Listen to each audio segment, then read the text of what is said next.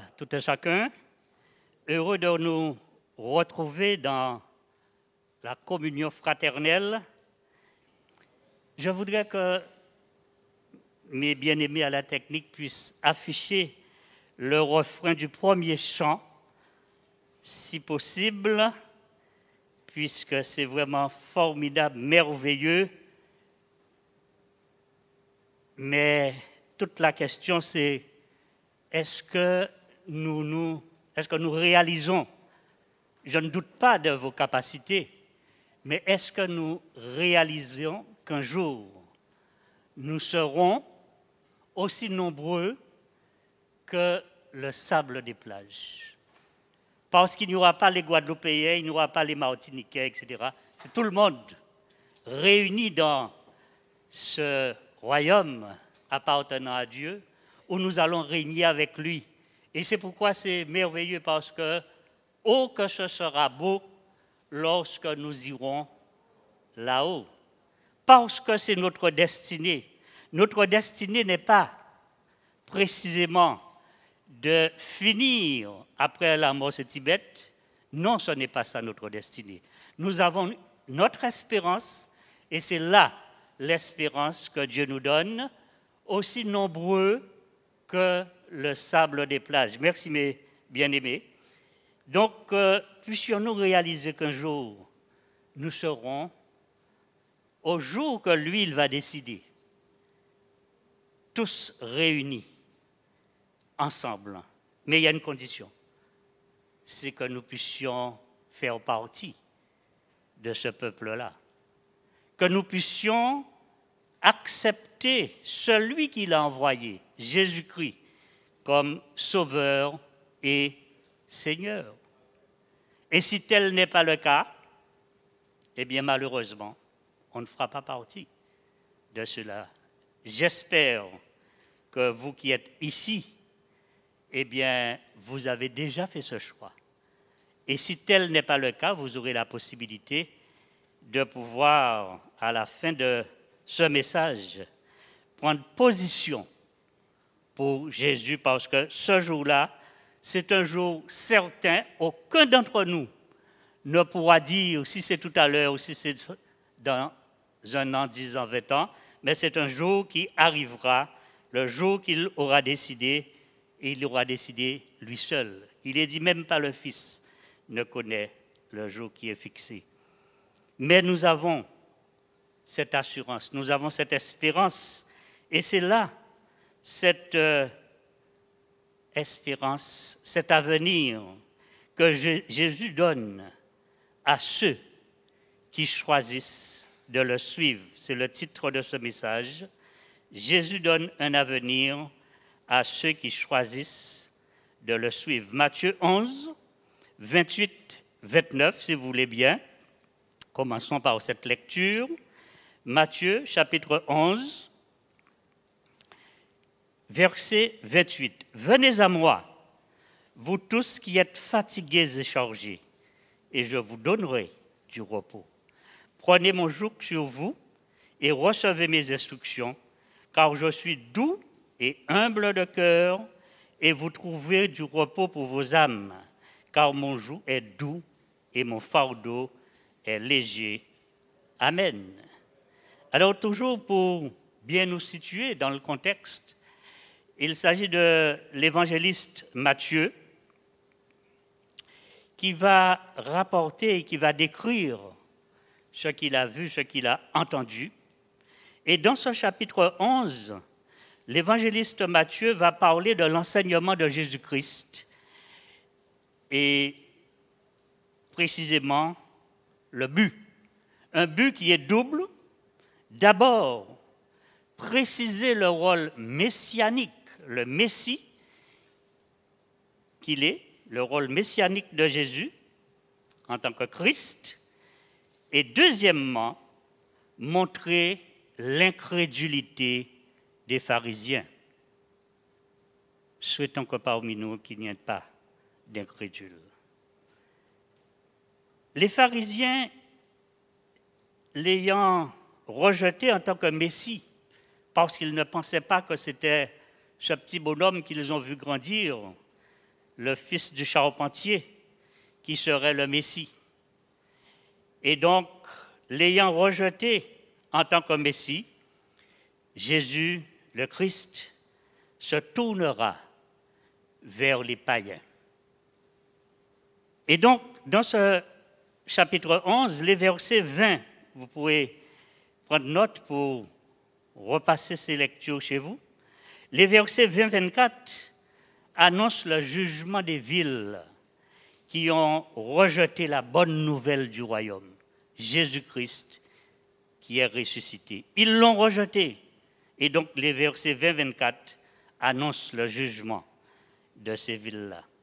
Par contre, versets 25 à 27, eh bien, là aussi, vous pouvez lire tranquillement ce passage chez vous. C'est une prière d'action de grâce à Dieu pour la révélation de la vérité, la révélation qui a été faite par le Père au Fils. Et donc, le passage que nous avons lu, versets 28-29, ce passage fait état de l'offre. Cette offre que Jésus donne, cette offre que Jésus fait à ceux qui choisissent de le suivre. Venez à moi, dit-il. Cette offre qu'il fait, ce n'est pas un ordre.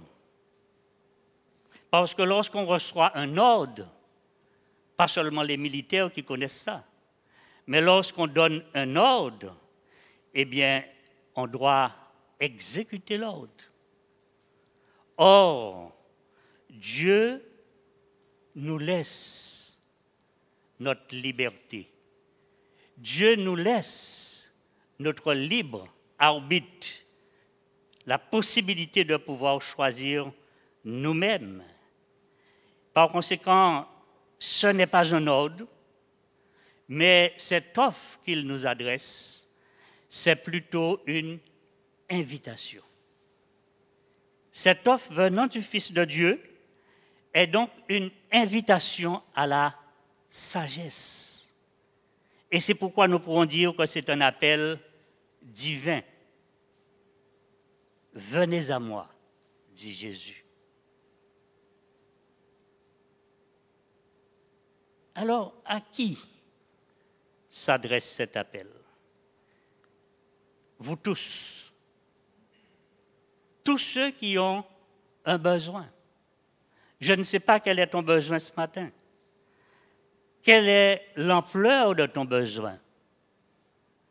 La multiplicité de tes besoins. Quel que soit, cette offre, cet appel s'adresse à toi. Vous tous, à tous ceux qui ont un besoin. Alors, as-tu un besoin ce matin? Si tel est le cas, cet appel est pour toi. À toi de répondre à l'appel de Jésus ce matin. Et donc cet appel, c'est un appel sans restriction. Il est dit, vous tous, cette expression qui rappelle, vous qui connaissez, qui lisez la Bible, Ésaïe 55.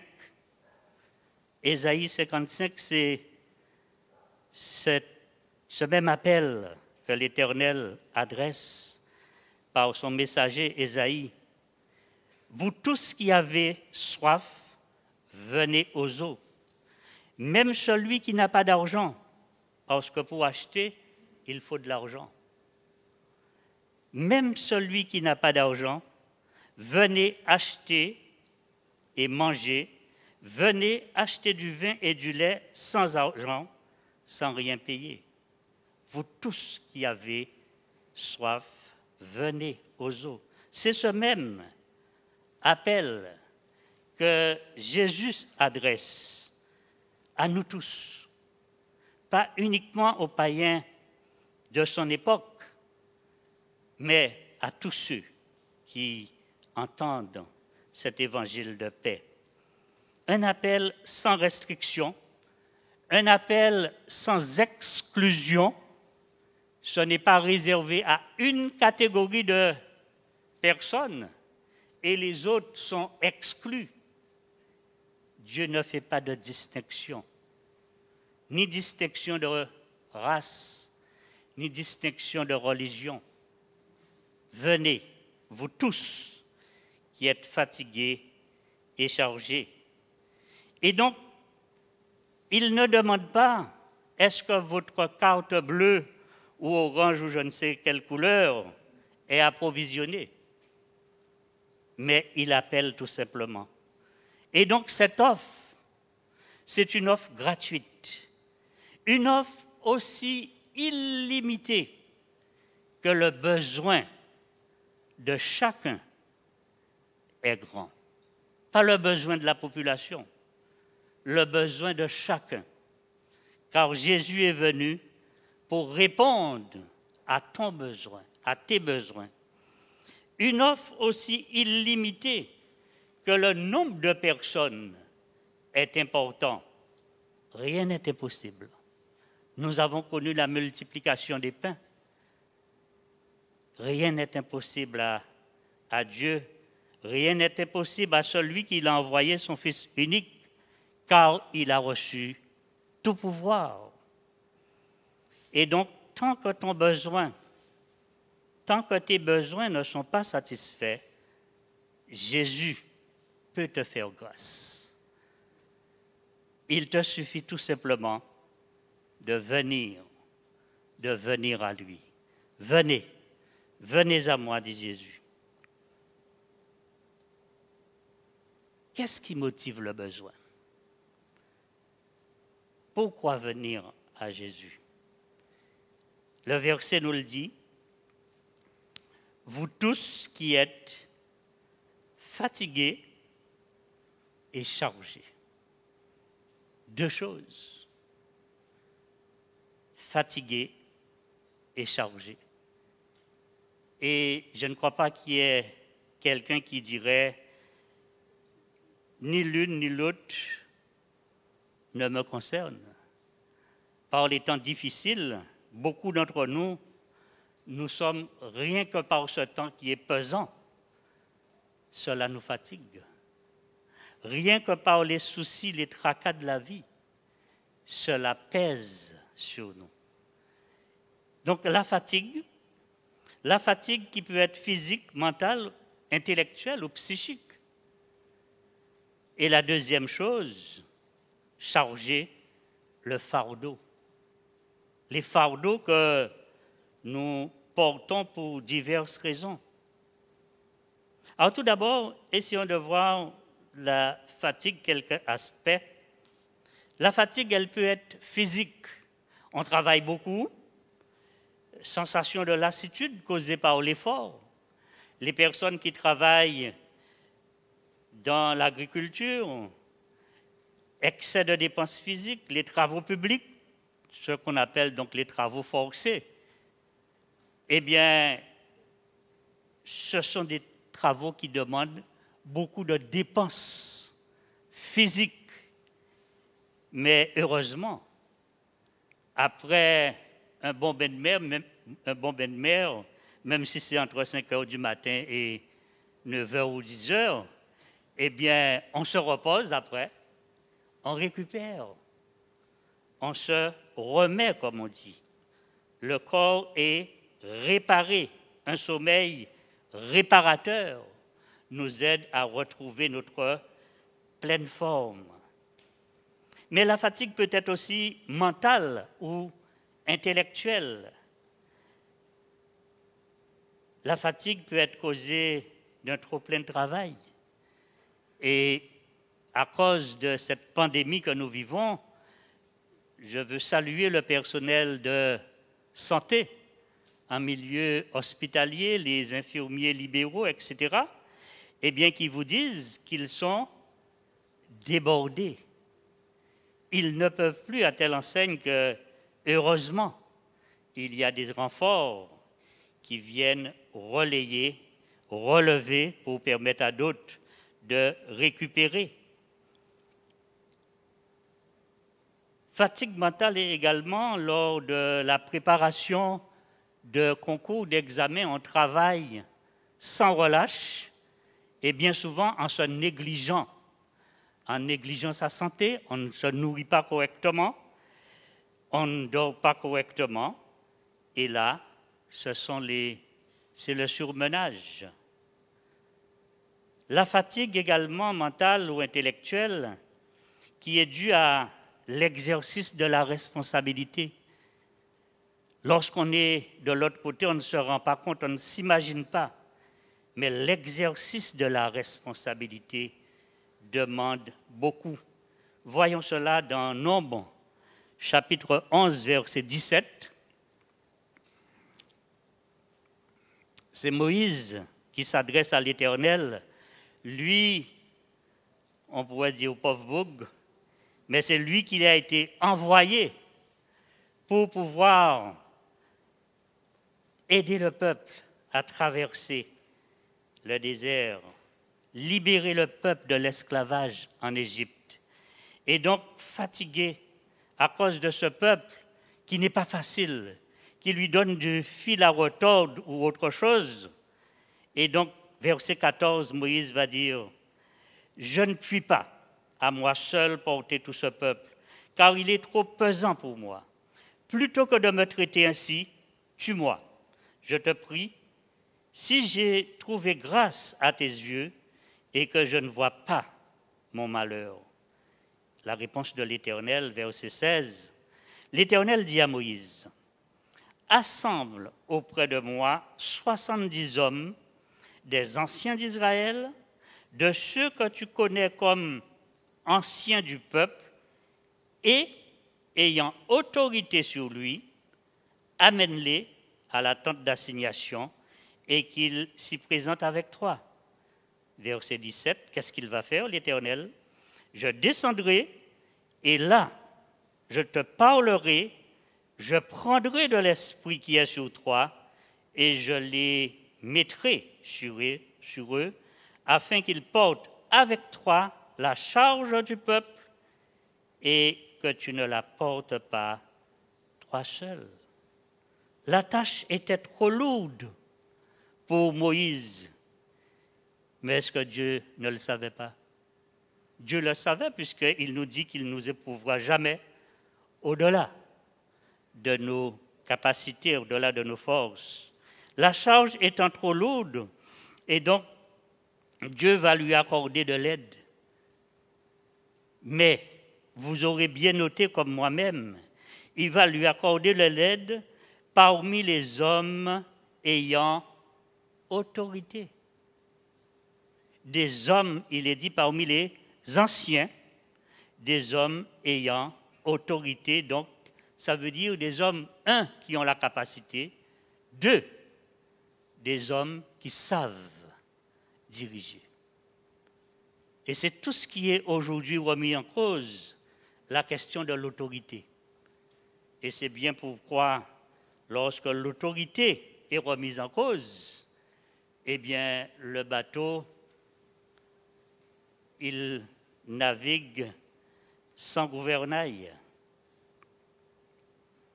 La fatigue peut être causée par les tracas de la vie quotidienne, ce que nous vivons tous les jours, qui pèsent, des situations financières, des fins de mois difficiles, avec des dettes, des factures, des choses imprévues, mais qui malheureusement, dont on doit y faire face.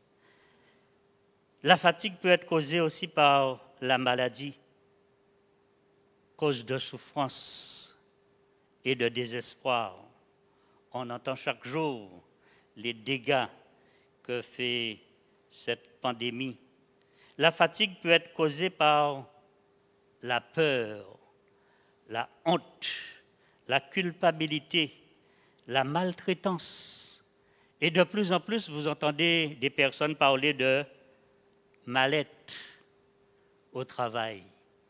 On n'est pas compris, on n'est pas entendu, on demande toujours plus de rendement, et on a l'impression d'être traité comme des sujets, pour ne pas dire des objets.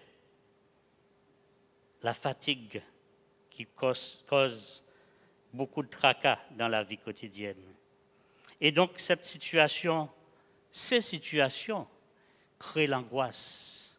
Ces situations créent le stress que nous connaissons aujourd'hui, les troubles, voire la dépression. Et donc la conséquence de cela, c'est qu'on est incapable de prendre des décisions parce qu'on ne possède pas toutes ces facultés, on n'est pas capable de raisonner correctement.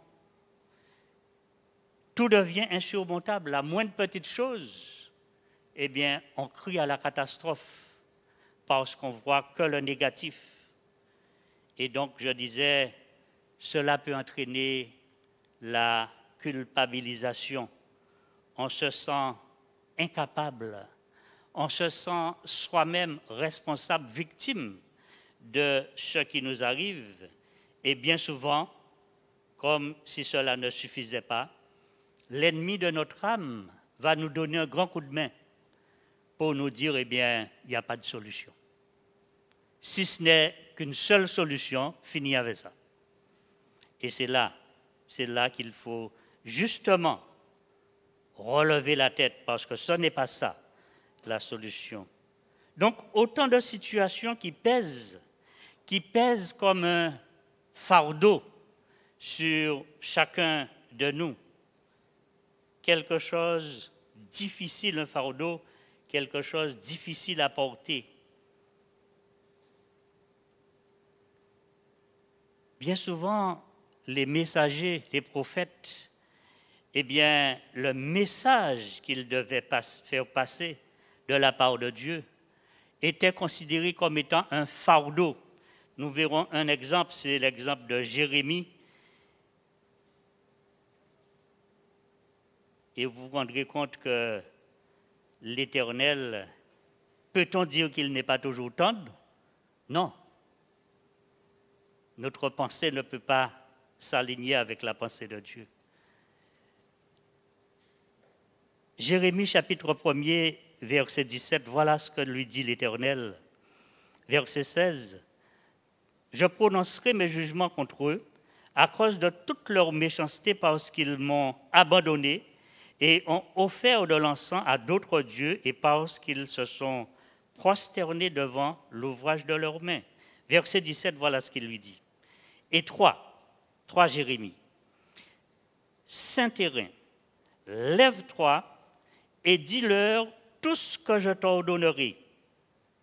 Ne tremble pas en leur présence, de peur que je te fasse trembler devant eux. » Lorsque l'Éternel nous donne un ordre, eh bien nous devons aller, comme il l'a dit à Gédéon, va avec la force que tu as. Parce que la force que tu as, ce n'est pas la force que tu vas puiser en toi. Mais la force que tu as, c'est la force que je mettrai en toi, qui te permettra de pouvoir parler avec sagesse, mais avec autorité. On ne discute pas de la parole de Dieu. Je ne parlerai pas de l'exemple d'Élie, qui devant Jézabel, Élie qui a triomphé des prophètes de Baal, mais devant Jézabel qui menace de lui trancher la tête, Élie va prendre la fuite, la dépression. Mais la solution n'échappe pas à Dieu. Alors, quelle est cette offre? Quelle est cette offre que Jésus nous fait? Quelle thérapie propose Jésus? Au verset 28, il nous dit, « Venez à moi, vous tous qui êtes fatigués et chargés, et je vous donnerai du repos. » La thérapie, c'est le repos. Alors le repos, deux choses. Le repos peut être tout simplement le repos éternel, définitif. C'est l'état de celui qui est mort physiquement. Mais le repos, c'est la cessation d'activité. C'est l'état de celui qui a terminé un travail. Le pasteur en parlait au premier culte, hein, lorsque Dieu créa toutes choses, il contemple et en contemplant, il dit tout ce qu'il a fait était très bon. Lorsqu'on a réalisé quelque chose, que ce soit les grandes personnes, les enfants, l'enfant, lorsqu'il a fabriqué quelque chose, il trouve toujours que c'est bien, parce que c'est lui qui l'a créé. Et il ne voudrait pas que quelqu'un d'autre touche à ses affaires. C'est toujours bien ce qu'il a fait. Donc, cessation d'activité, l'état de celui qui a terminé un travail. On se repose et on contemple.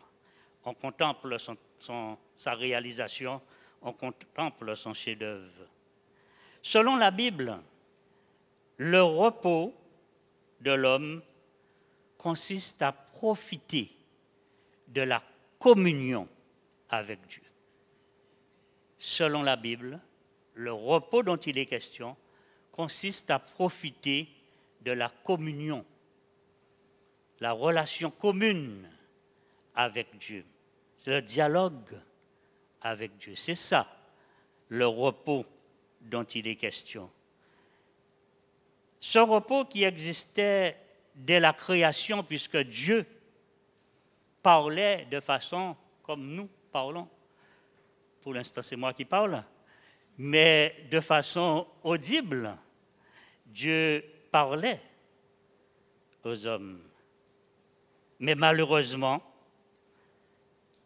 cette communion parfaite a été rompue, a été suspendue à cause du péché.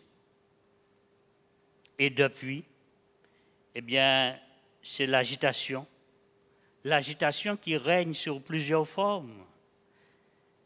Genèse 3, versets 17-19, où l'homme va devoir, à cause de cela, travailler pour mériter son salaire. Genèse 3, verset 17, il dit à l'homme, « Puisque tu as écouté la voix de ta femme et que tu as mangé de l'arbre au sujet duquel je t'avais donné cet ordre, tu n'en mangeras point, le sol sera maudit à cause de toi.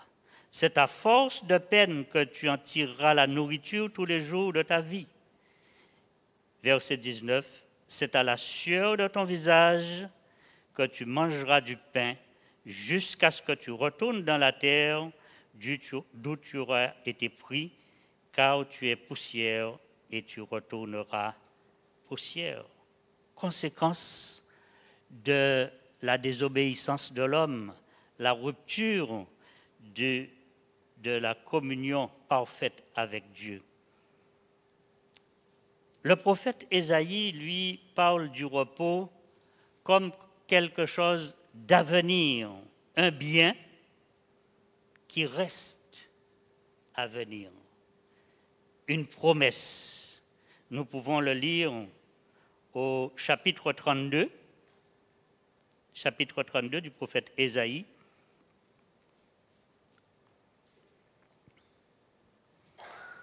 L'œuvre de la justice sera la paix, et le fruit de la justice, le repos et la sécurité pour toujours. L'œuvre de la justice sera.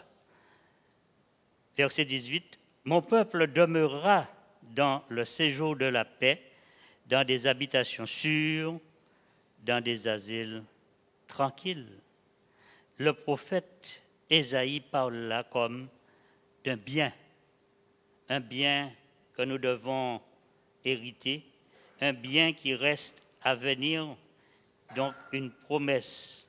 Mais dans le Nouveau Testament, eh bien, cette promesse dont parle le prophète Ésaïe, cette promesse est désormais accomplie. Et cette promesse est accomplie par le sacrifice de Jésus à la croix. Voilà pourquoi il donne à tous ceux qui veulent venir à lui, il donne un avenir. Les chrétiens qui ont foi, c'est-à-dire ceux qui ont choisi Jésus comme Sauveur et Seigneur, ceux qui croient en lui, eh bien, rentrent dans ce repos-là. Au chapitre 12, Hébreux chapitre 12, l'heure nous manquerait, mais vous pouvez lire les versets qui précèdent, verset 20. Mais vous vous êtes approchés de la montagne de Sion, de la cité du Dieu vivant, la Jérusalem céleste, des myriades qui forment le cœur des anges, de l'assemblée des premiers-nés inscrits dans les cieux, du juge qui est le Dieu de tous, des esprits des justes parvenus à la perfection, de Jésus qui est le médiateur de la nouvelle alliance et du sang de l'aspersion qui parle mieux que celui d'Abel. Jésus a réalisé cette promesse et Jésus donne le repos à ceux qui veulent, qui acceptent de le suivre. Verset 29 de notre passage, Matthieu, il dit « Venez à moi, vous tous qui êtes fatigués et chargés. » Veux-tu venir à Jésus ce matin? Et donc, nous arrivons à la fin. Le repos qu'offre Jésus n'est pas un simple état d'inactivité. Le repos, ce n'est pas qu'on ne fait rien. On est là les bras croisés et on profite tranquillement. Non, ce n'est pas de cela. Mais c'est un repos intérieur, dans l'activité au contraire. Un repos intérieur dans l'activité. Et donc, étant dans cet état d'esprit, état de paix, repos intérieur, eh bien, les membres ne sont plus inquiets, puisqu'on sait quelle est notre espérance. Ils ne sont plus inquiets à cause des soucis de la vie, ce qu'on a vu précédemment. Et pourquoi? Parce que Dieu protège et Dieu satisfait nos besoins. Matthieu 6, 25, il est dit « Ne vous inquiétez pas pour votre vie, de ce que vous mangerez, ni pour votre corps, de quoi vous serez vêtus. La vie n'est-elle pas plus que la nourriture et le corps plus que le vêtement ?» Verset 33. « Cherchez premièrement le royaume et la justice de Dieu, et toutes choses vous seront données par-dessus. » Comme pour nous dire les deux choses essentielles, les deux choses indispensables pour lesquelles nous ne pourrons pas connaître Dieu, sans lesquelles nous ne connaîtrons pas Dieu, c'est d'abord ce pourquoi nous devons travailler le royaume, c'est-à-dire appartenir au peuple de Dieu, appartenir au gouvernement de Dieu, parce que lorsqu'il viendra pour nous prendre avec lui, nous allons régner avec lui. Appartenir, chercher premièrement le royaume de Dieu, vouloir appartenir à Dieu en tant qu'enfant de Dieu, non pas en tant que créature, mais en tant qu'enfant de Dieu. À ceux qui l'ont reçu, il a donné le pouvoir de devenir enfants de Dieu, qui sont nés de la lumière. Et la deuxième chose que nous devons chercher, il est dit, première chose, le royaume et la justice de Dieu. C'est un point important, certainement, on aura l'occasion de développer un autre jour. La justice de Dieu, tout ce qui est juste, pratiquer tout ce qui est juste, selon, non pas nous, nos règles à nous, mais selon Dieu. Et ça pour une raison très simple. Parce que nous sommes justifiés par le sang de Jésus. Et donc nous devons pratiquer ce qui est juste selon la loi de Dieu. Et donc, ces deux choses, nous aurons, comme pour dire, comme Agouba, par-dessus, eh bien, toute autre chose nous seront données gratuitement.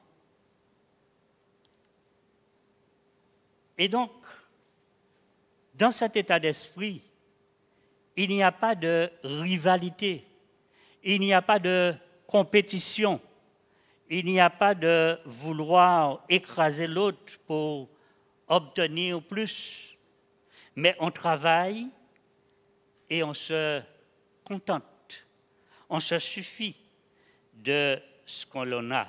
C'est ce que Paul dit à Timothée, 1 Timothée, chapitre 6, 1 Timothée, chapitre 6, oui, verset 7.